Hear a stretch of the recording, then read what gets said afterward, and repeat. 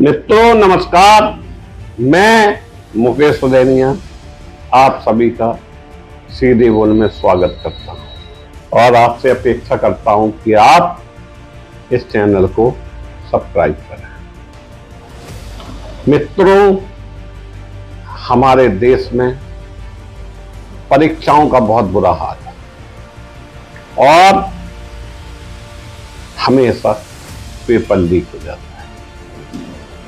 उन अभिभावकों से पूछो जिन्होंने अपनी सारी गाड़ी कमाई बच्चों के भविष्य को लेकर खर्च कर दी। उन माताओं से पूछो जिनके सपने होते हैं कि हमारा बेटा डॉक्टर बनेगा। आखिरकार दिन रात हमारे यहाँ के स्टूडेंट आंखें फोड़ते हैं, घर छोड़कर कोचिंग करते हैं और रिजल्ट आता है तो इस प्रकार हर बार कोई ना कोई धांधली।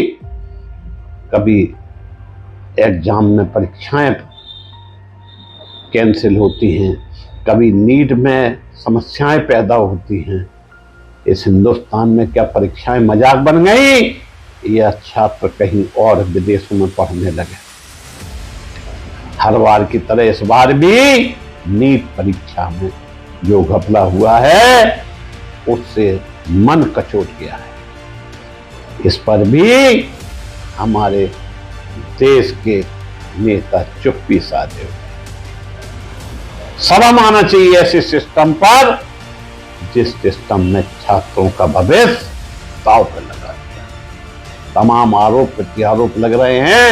इसी बीच यूजीसी 2024 एग्जाम और उसके रिजल्ट के बाद पेपर लीक को लेकर नीट रिजल्ट पर उठ रहे सवालों के बीच सुप्रीम कोर्ट में एक और याचिका दायर।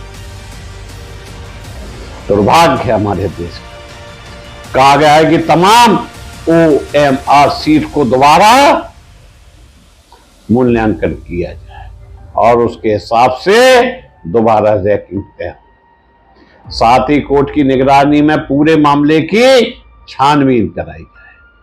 सुप्रीम कोर्ट ने नीट परीक्षा में शामिल हुए 8 क्रेडिट की ओर से अनुच्छेद 32 के तहत रिट दाखिल की गई है। 5 मई को नीट का एग्जाम हुआ था। उसके लिए 24 लाख स्टूडेंट ने फॉर्म भरे थे।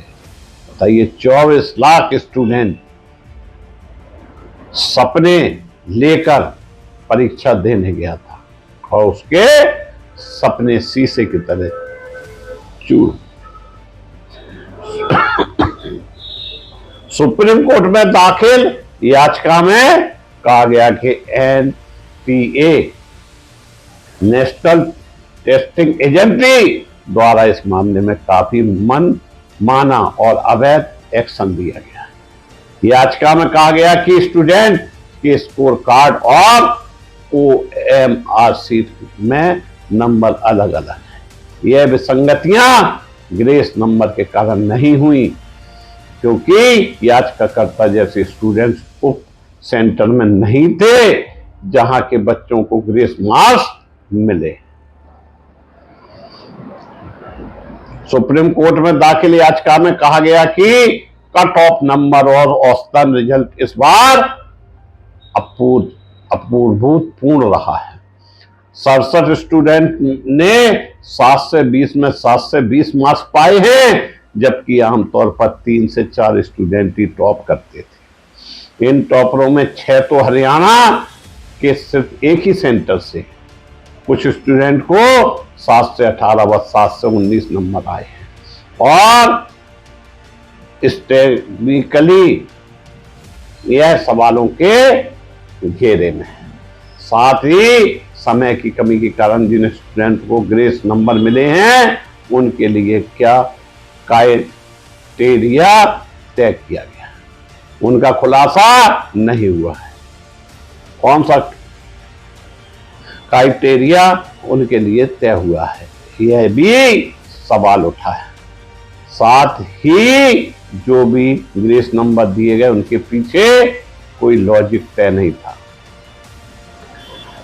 इंफॉर्मेशन बुलेटिन में ग्रेस नंबर का प्रावधान और टाइमिंग की कमी के कारण दिए जाने वाले कंपनसेशन के बारे में खुलासा नहीं किया गया है।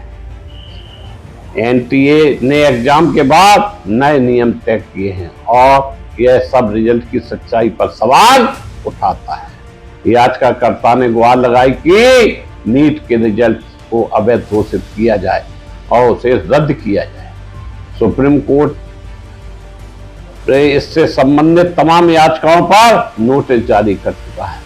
नीट पेपर लीक और अनियमितताओं के मामले में दाखिल अलग अलग याचिकाओं पर सुप्रीम कोर्ट नोटिस जारी कर चुका है।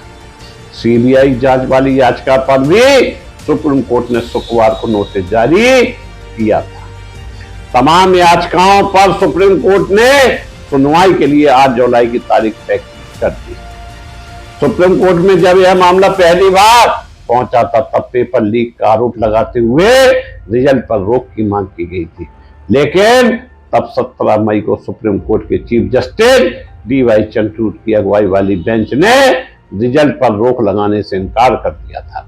लेकिन मामले में नोटिस जारी किया था, लेकिन बाद में नीट यूजीसी 2024 के पेपर लीक को लेकर कई अन्य याचिकाएं भी दाखिल हुई। साथ ही रिजल्ट आने के बाद एक ही सेंटर से 6 टॉपर और कुछ 67 टॉपर होने पर संदेह जताया गया है। मित्रों, यह बड़ी परीक्षा है और बर्बाद हो गया हमारे देश का छात्र। मामले की सीबीआई जांच की मांग हुई, साथ ही ग्रेस नंबर का भी सवाल उठाया गया है।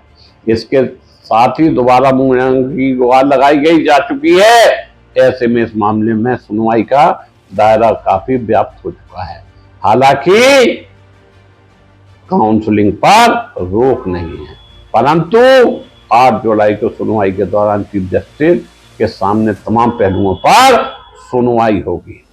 आखिरकार केंद्रीय मंत्री धर्मेंद्र प्रधान नीट परीक्षा में गड़बड़ी स्वीकारी तथा 16 जून को न्यूज एजेंसी ANI से बात करते हुए यूनियन एजुकेशन मिनिस्टर ने कहा कि नीट परीक्षाओं में कुछ गड़बड़ियां पाई गई हैं। प्रधान ने कहा 2 जगहों पर कुछ गड़बड़ियां सामने आई हैं। मैं छात्रों और अभिभावकों को आश्वस्त करता हूं कि सरकार ने इसे गंभीरता से लिया है। प्रधान ने स्वीकार किया कि नेशनल टेस्टिंग एजेंसी NTA में महत्वपूर्ण सुधार की जरूरत है।